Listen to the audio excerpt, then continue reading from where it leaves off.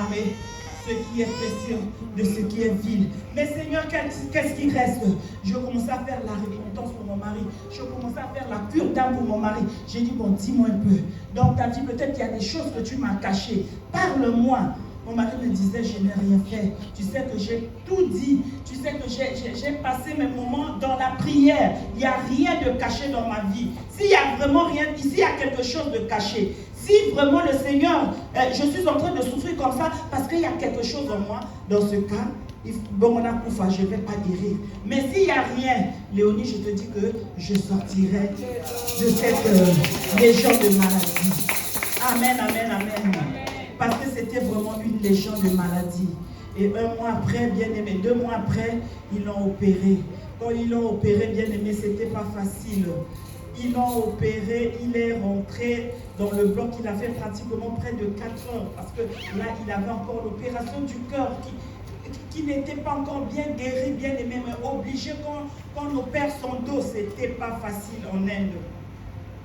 Et ce jour-là, je priais, pendant qu'il était au bloc, bien aimé, je priais, j'implorais la grâce de Dieu, j'implorais la miséricorde de Dieu. Et quand il sort du bloc, il me dit, tu étais dans le bloc?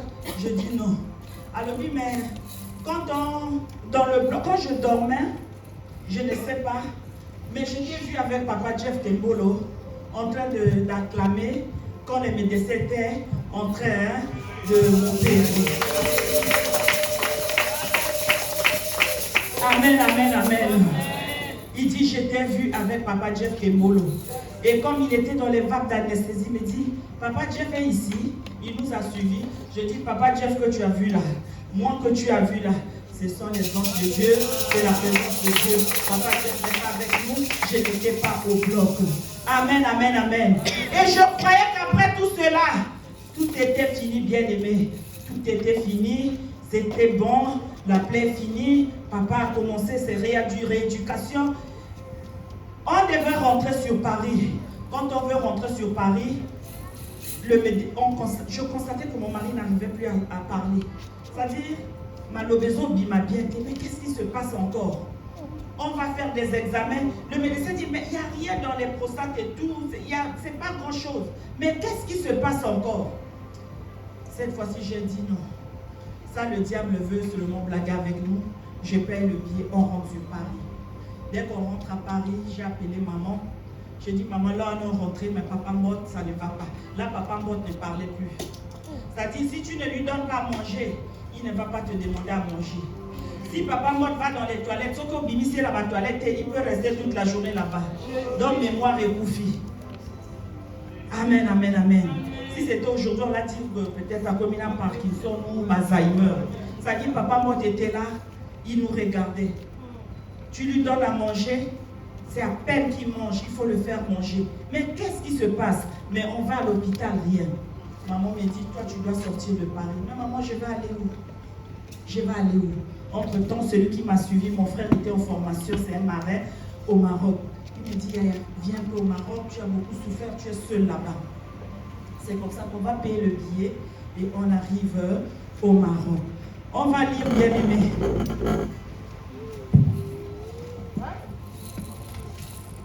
Nous allons lire Ésaïe 22, le verset 25.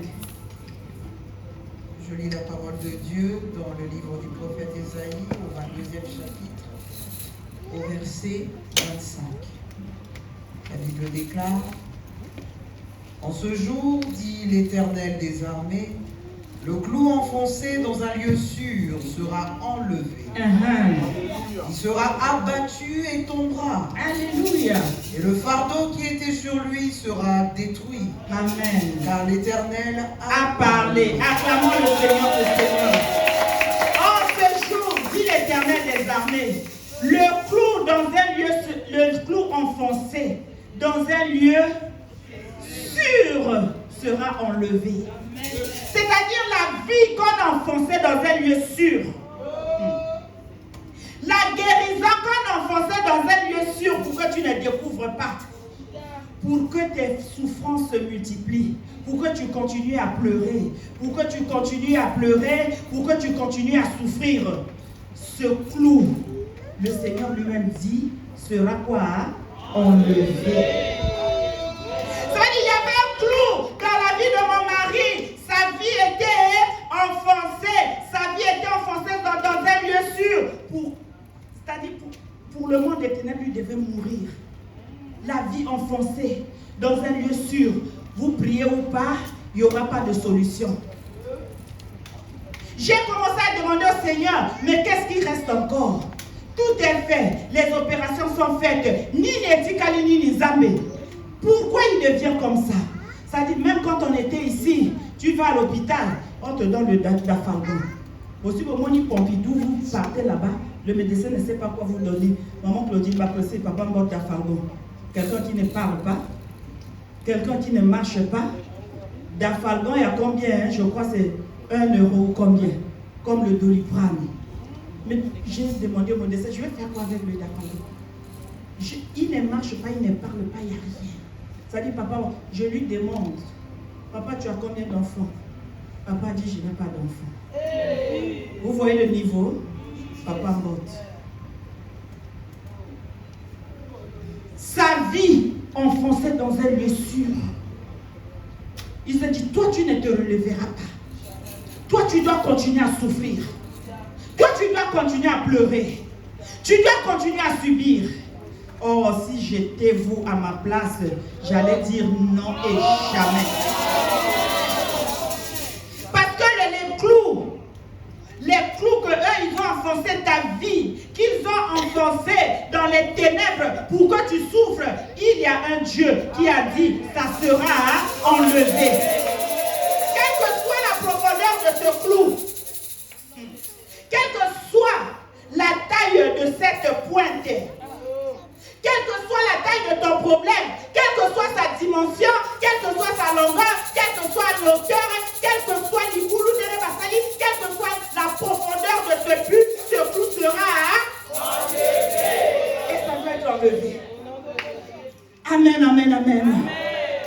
On a commencé, comme un frère disait à Brazzaville, à boxer la prière. Et ça, il faut être un homme de prière, une femme de prière. Allez, là même, là, après mon aile, peut-être, mais là, j'en ai deux. Mon pied. Comme mon mari avait dit à maman, elle était devenue comme un clou. Maman lui a dit, mais c'est à cause de toi. Amen, amen, amen. Nous sommes arrivés au Maroc. Les mêmes questions. Qu'est-ce qui se passe? Les mêmes examens. Il n'y a rien. Papa moi était toujours là. Sur une chaise volante, là, j'étais maintenant avec les soeurs. Vous vous rendez compte? Le Seigneur, un jeune qu'on se dit, bon, le niveau où Papa Mbot est là, Seigneur, je te bénis pour la vie de Papa Mbot. Merci de m'avoir prêté ce temps. Merci Seigneur parce que un jour tu as voulu que ce temps m'accompagne et que ce temps fasse de moi une maman. Tel que je le vois là, je crois que toi tu veux déjà le reprendre. Mais toutefois, que ta volonté soit faite et non la mienne. Et quand j'ai fait cette prière, c'était au mois de décembre, j'ai payé les billets aux enfants. Je dis, quand même papa Nabango. Parce que ma petite fille avait 3 ans et l'autre avait 7 ans. Vous vous rendez compte, papa Ndikou, les enfants sont arrivés. Mon frère est parti prendre les enfants à l'aéroport. Ils ont trouvé papa Mbot sur la table en train de manger. Ma dernière fille qui était le chouchou de papa. Ça dit, les enfants entrent comme ça.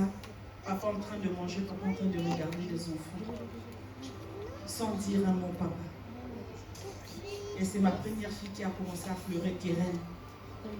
Elle pleurait, pleurait, pleurait. C'est-à-dire, elle venait, mais elle est tombée sur le cou de son père. Papa était là. C'était plus lui parti, maman Claudie. Il ne savait même pas que nous étions au Maroc. Ça dit, nous sommes au Maroc là. Papa Mbotaye Baraka Zakana Maroc, ce qui a Zawapi. Il est parti depuis longtemps.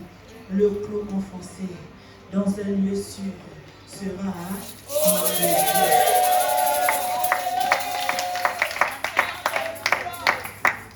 Amen. Il sera abattu et tombera. Le fardeau qui était sur lui sera détruit. Ils ont imposé un fardeau sur toi. Pourquoi tu continues de souffrir? Pourquoi ta place soit toujours douloureuse, bien-aimé? Pourquoi tu ne découvres pas la vérité? Pourquoi ta bouche ne devient plus la bouche de Dieu? Mais ils ont oublié que Jésus est venu pour les bénis perdus de la maison d'Israël. Parce que la parole de Dieu déclare dans Romains, quiconque invoquera le nom de l'Éternel sera sauvé. Quiconque invoquera le nom de Jésus, quelle que soit la nature, quel que soit ce que tu es, même un voleur, d'abord le voleur sur la croix a reconnu la grandeur de Dieu. Jésus est allé avec lui au paradis. Quiconque. Ma prière c'était, Seigneur, tu as dit quiconque invoquera le nom du Seigneur sera sauvé. Moi, je viens invoquer ton nom. Je viens t'invoquer, Seigneur. Je viens t'appeler. Je viens t'appeler pour la vie de cet homme. Seigneur, étends ta puissante main. Quels que soient les péchés de cet homme, même s'il y a des péchés cachés, des choses qu'il a eu à faire, qu'il n'a pas pu renoncer. Mais tu as dit quiconque. Seigneur, tu as dit quiconque. Ça veut dire même un voleur, même une prostituée, même un magicien, même un sorcier, pourvu qu'il invoque le nom de Jésus, il sera sauvé. J'ai dit, Seigneur, ça, c'était la prière, l'agressive, où ils ont amené la mémoire de Papa Mot. Et si quand nous avons amené la mémoire, et si quand nous avons amené le moto, et si quand nous avons amené le corps, j'ai déterré la vie de Papa Mot. J'ai soufflé la vie. J'ai dit, c'est toi qui donnes la vie aux ossements desséchés. Quand un homme est desséché dans la Bible, tu as demandé à ton serviteur, es-tu sûr que cet homme peut reprendre vie? Et ton serviteur a dit, tu le sais, Seigneur. Parce que c'est toi, le Créateur est créé. C'est toi qui as créé toutes choses. Seigneur, ce qu'ils ont volé dans la vie de mon mari, Nzambe Zongisango, na récupérango, ezala na zamba weso, ezala no seyon, ezala na ba magicien, n'attend que nous récupérons au nom de Jésus. Un jour, on avait rendez-vous. On avait rendez-vous à l'hôpital. Papa Mot ne marchait pas. Non, d'abord avant ça. Avant ça, ma deuxième fille était restée avec mon oncle. Je suis restée avec l'enfant. Parce que l'enfant, quand elle est venue au Maroc, quand elles sont venues, elle ne voulait plus repartir. Maman, je ne repars plus. Maman, je ne veux plus repartir. Alors c'est Keren qui faisait le CEP. Keren, toi tu repars. Donc c'était difficile de me séparer avec les enfants. Regardez, plus d'une année bien aimée. Les enfants t'ont encore revu. C'était pénible. Mon frère a dit, Daniela a 4 ans maintenant. On va la mettre à l'école. Keren qui fait le CEP, qu'elle repart. Keren est repartie. Daniela est restée avec moi. On l'a mise dans une école privée, dans une école française de Mohamed VI. Donc là-bas on parlait français et tout. Donc il y avait un bus qui venait la prendre chaque matin et la ramenait vers 15h, 16h.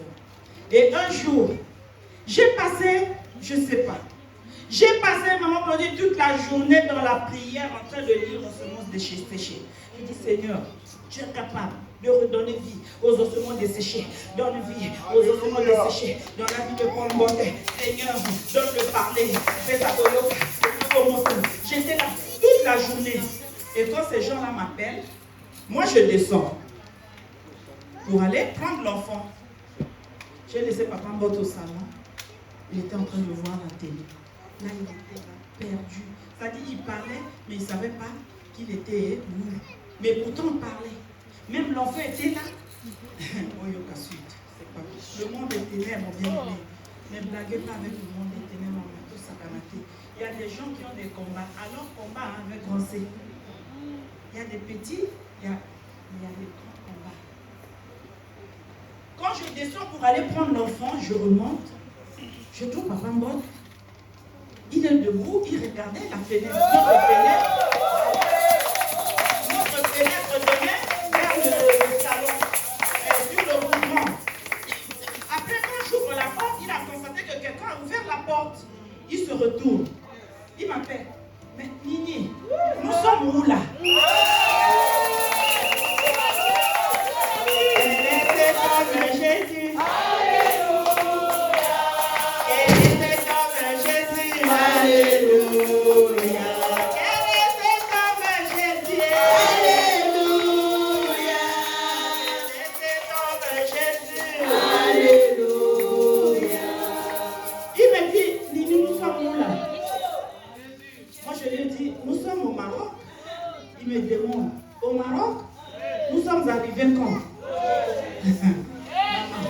Ça dit ce que je suis en train de vous dire là, fallait le vivre. Au Maroc, nous sommes arrivés quand? Je dis, oh. Et quand il voit Daniela, il dit, Daniela est arrivée quand?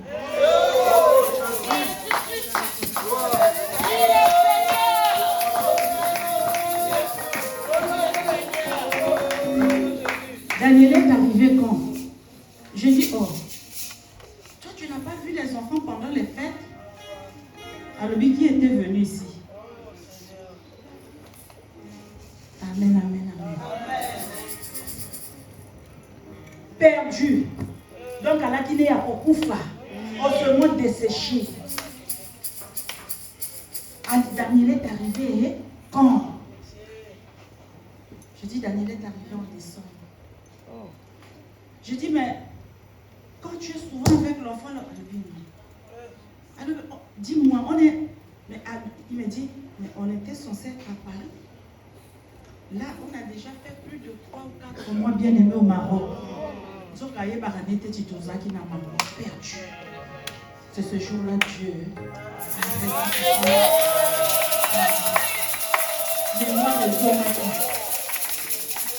et je constate maintenant dans la maison, lui qui traînait les pieds, je constate, il marche. Il est en train de marcher. Mais quand mon frère est arrivé, mon frère me dit, Yaya, tu as remarqué, regarde tonton. Je dis depuis 2 jours, on a moni à Zo. Quand on repart à l'hôpital, parce qu'on était habitué, quand on arrive, directement, on descend la chaise roulante, on prend papa mode. Et ce jour-là, notre chauffeur taximan n'a pas nous déposé. Je dis, mais pour savoir, tu sais que papa n'arrive pas à marcher. Moi, je l'engueulais dans la voiture. Et mon mari me dit, mais pourquoi tu l'engueules? Je dis, mais il nous fait descendre là-bas, mais on n'aura pas autant pour la vie. Je dis, oh, mais je vais marcher, Bien aimé, nous sommes descendus, parce qu'on partait toujours avec mon frère. Dans le temps que moi, j'étais en train de fermer la portière, mon frère était devant, après papa moi j'étais derrière. Je vois mon mari en train de marcher. Il marchait. Et ce jour-là, Dieu permet que l'ascenseur de cet hôpital soit en panne. On devait aller au 2e étage. Et moi, je croyais ça, je devais soutenir mon mari. Quand je le dis, non, là, je vais monter. Je vois papa mort.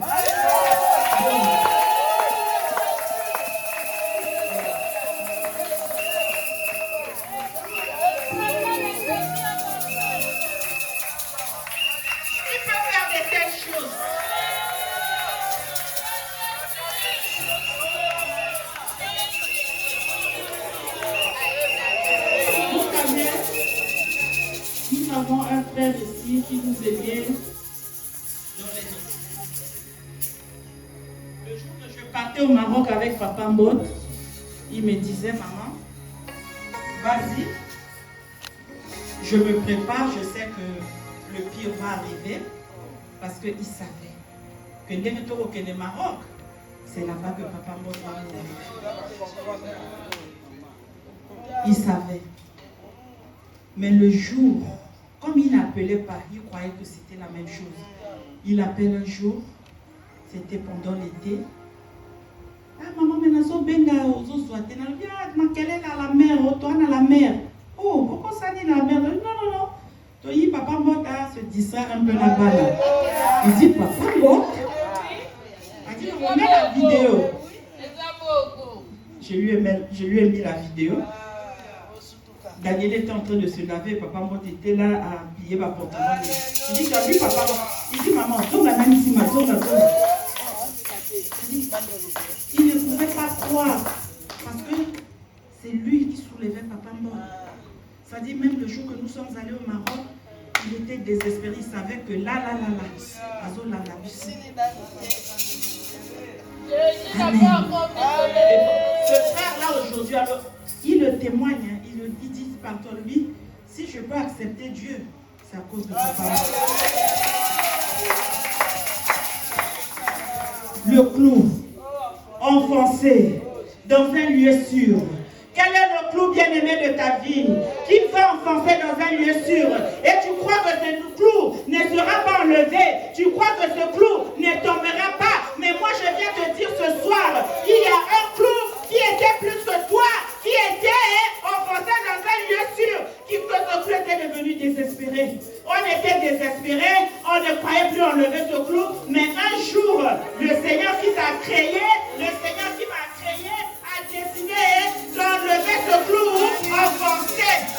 Il n'a pas vu la grandeur de ce clou, il n'a pas vu la taille de ce clou, il n'a pas vu les années de ce clou, mais il a vu que ce clou doit être enlevé. Amen. Ce clou doit être abattu. Je viens te dire ce soir, bien-aimé, je viens réanimer ta foi. Je viens te donner la foi, bien-aimé.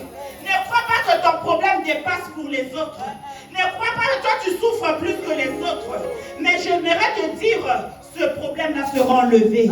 Parce qu'il y a un Dieu que tu as accepté dans ta vie comme Seigneur et Sauveur. Tous les jours tu marches avec ce Dieu, il est au contrôle avec toi.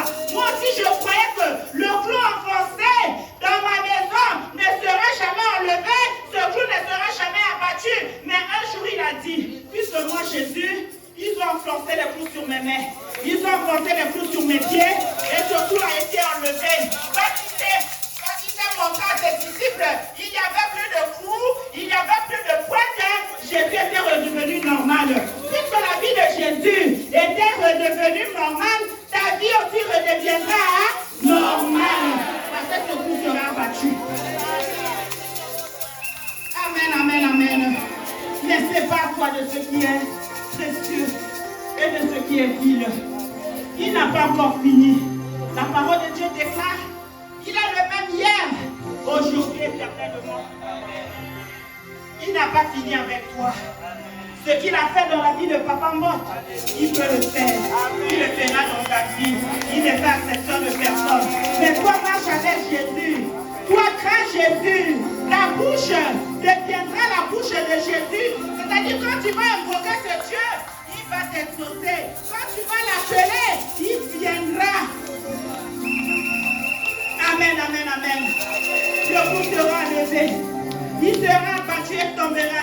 Le fardeau des problèmes, des souffrances qu'on a placées sur ta vie, pourquoi toi tu souffres, tu roules tes jours avec tes enfants. Je te dis que ce fardeau, Dieu a dit, sera détruit.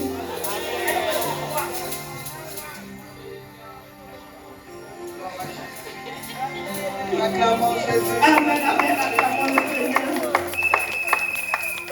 Amen, amen, amen. Le fardeau qui était sur lui sera détruit. Ce fardeau-là sera détruit. Ce n'est pas en vain qu'il est parti à la croix pour toi, bien-aimé. Ne regarde pas tes souffrances vont finir. Ne regarde pas tes plaies. La plaie qui ne finit pas là, la plaie là va finir, bien-aimé. Vous savez, mon mari était guéri depuis 2013, mais c'est aujourd'hui, c'est en 2023 qu'il a fait une rechute. Mais la rechute, c'était le dos toujours. Ce n'est plus ma diagnostic Wana. Ce n'est plus ça. Et puis, il y a l'âge de Papa Mbok. Il y a aussi l'âge. Il y a aussi, mais aujourd'hui, il n'est pas assis, mais il se lave seul, il s'habille seul, il mange seul, il est bien, il est serein, bien que les douleurs sont là. Mais même les douleurs là seront enlevées. Moi, je crois. Si Dieu a fait les grandes choses, Dieu a ressuscité celui dont mémoire tout ici est Koufaki. Le dos, c'est quoi? Maman Claudine, le dos, c'est quoi? Le cancer, c'est quoi? L'hypertension, c'est quoi, bien aimé? C'est quoi l'hypertension, le cancer, le sida, je ne sais pas quoi. Si Jésus a pu donner, si aux ossements desséchés, bien aimé, mon cou n'a pas médu mon soulier, mon cou n'a pas médu ma kila, mon cou n'a pas médu mes sisa, et comme il faut là, Jésus a donné vie. Après qu'on te récolte ta vie, bien aimé, tu es pas perdu. Tu es l'œuvre de ses mains. Mais il faut te séparer. C'est comme ça ils te mèneront la guerre, mais ils ne te vaincront pas. Parce que tu es déjà investi de son pouvoir, tu es investi de sa puissance, tu es investi de son autorité. Lui Quand la maladie viendra, oh, la maladie, tu t'es trompé de chemin. Tu vois mon corps, c'est le temple du Saint-Esprit, c'est la maison de l'Éternel. Libère, parce que moi, je dois adorer Dieu. Mes pieds qui font mal, là, je dois danser pour Jésus. Mes mains qui font mal, là, je dois les battre pour Jésus. Ma tête, je dois bouger pour Jésus. Mon corps, c'est pour la gloire de Dieu. Toi, maladie, je veux que tu t'es trompé de chemin. Tu vas. Même si tu fais mal, moi je veux continuer à marcher, je veux continuer à danser, je veux continuer à bouger pour la gloire de mon Seigneur. Amen, amen, amen. Le clou. Je ne sais pas quel est ton clou ce soir. Mais je te dis, quand tu vas adorer Dieu ce soir, quand tu vas adorer Dieu ce soir, bien-aimé, le clou enfoncé, ce problème enfoncé, ce problème douloureux, cette situation douloureuse, qu'on l'enfonçait dans un lieu sûr pour que tu continues à pleurer.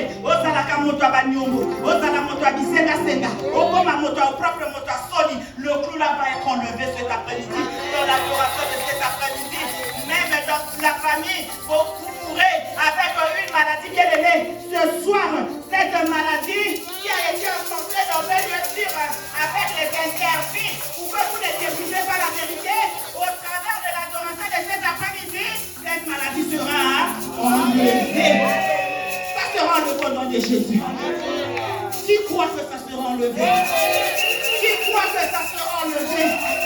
Qui croit que le pardon va la placer sur toi serait détruit, bien-aimé? C'est pardon le problème, c'est pardon le problème, c'est pardon les maladies, c'est le relief de les maladies, c'est pardon le relief de ce soir, dans la nourriture de ce soir, toi élève ta voix, toi c'est pas ce qui est fait, le Dieu de ce qui est vide, c'est pas le toi de la mauvaise vie, tu deviendras la bouche de Dieu, et ces maladies n'auront plus de pouvoir sur ta vie, bien-aimée. Les maladies là ne pourront plus te tenir devant toi. Que Dieu bénisse ta parole.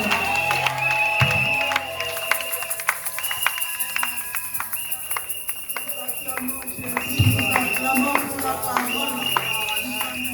C'est le moment d'adoration.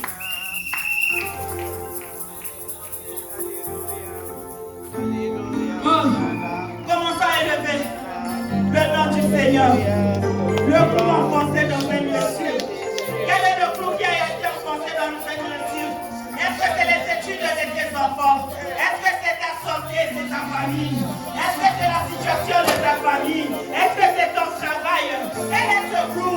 Et ce soir, ce clou sera enlevé.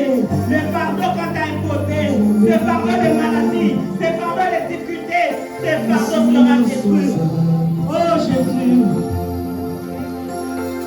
Zambe monene,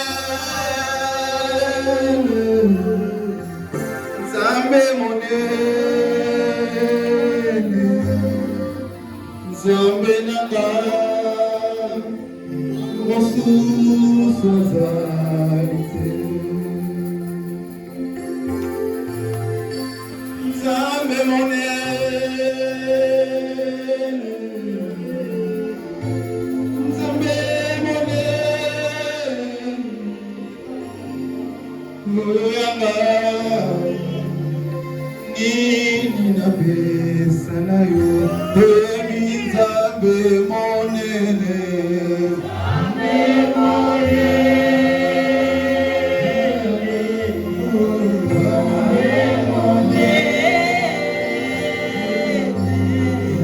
Nzambe nanga Mosusu azalite Emi Nzambe monene Nzambe monene Yesu Nzambe monene Nzambe nanga Mosusu azalite Nzambe monene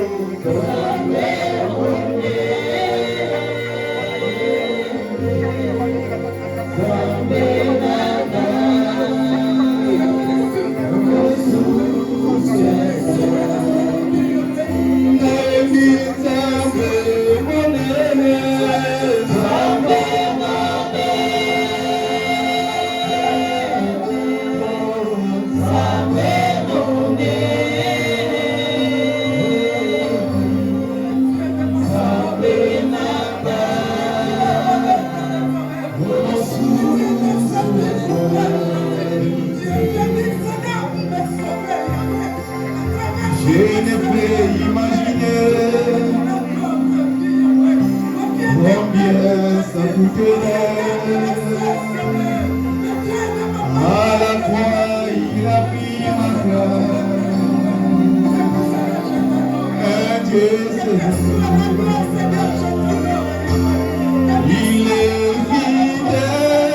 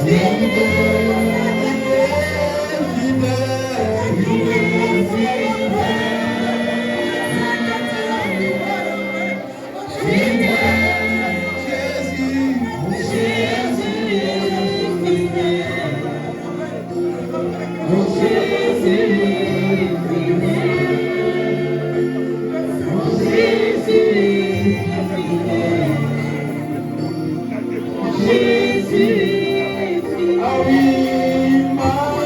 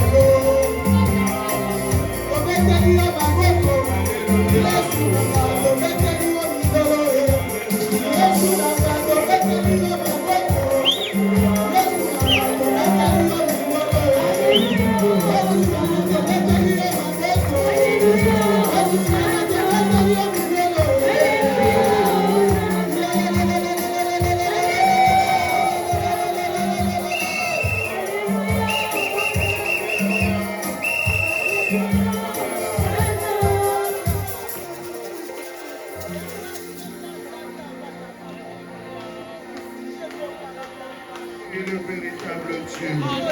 Tu es l'incomparable Dieu. Qui peut faire de telles choses, Seigneur. Toi qui as enlevé le clou qui était enfoncé dans un lieu sûr, Yahweh. Jésus, ce soir, éternel, tu es descendu dans ta puissance. Éternel, merci pour cette parole.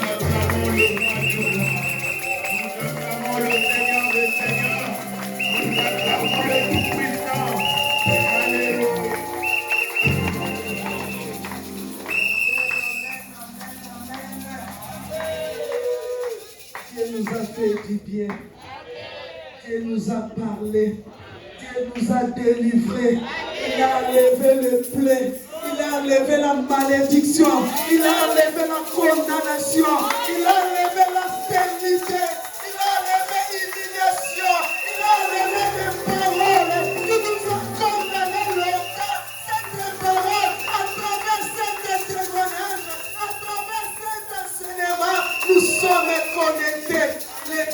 nous a fait du bien.